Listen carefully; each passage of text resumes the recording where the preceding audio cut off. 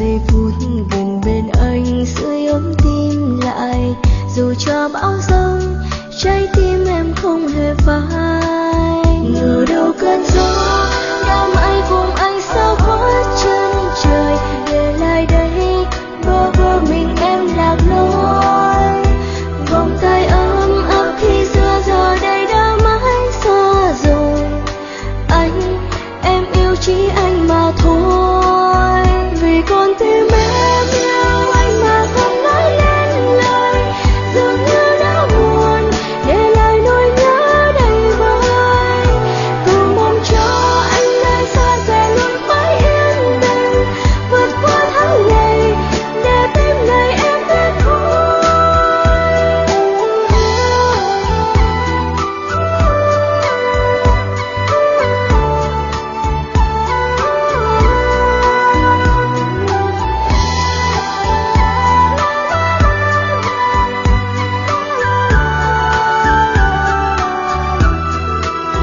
Đành thôi xóa hết bước tiếp để quên đi nỗi đau này. Tận sâu trong tim em bấy lâu thầm kín, dường như ký ức trong em giờ đây đã quá phai mờ, nên tim em đã thôi mộng mơ. Vì con tim em yêu anh mà không nói lên lời, dường như đã buồn để lại nỗi nhớ đầy vơi.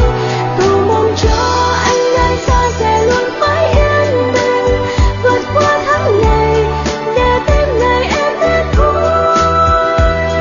Sâu trong em nay đã bao những hy vọng, ngày mai thức dậy nhẹ nhàng đón ánh tình yêu vào con tim em. Biết vui mỗi khi thấy anh cười, vì em biết rằng tình yêu này sẽ không phai.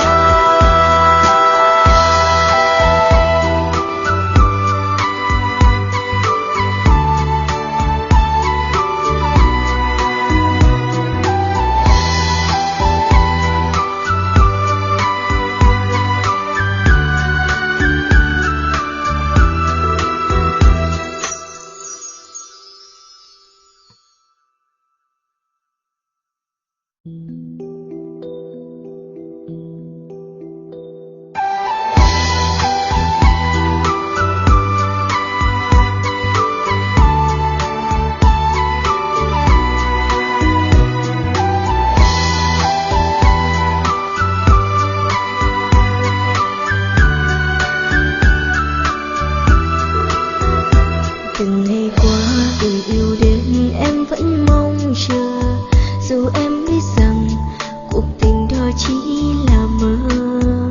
Và giây phút gần bên anh sưởi ấm tim lại, dù cho bão giông trái tim em không hề phai. Ngờ đâu cơn gió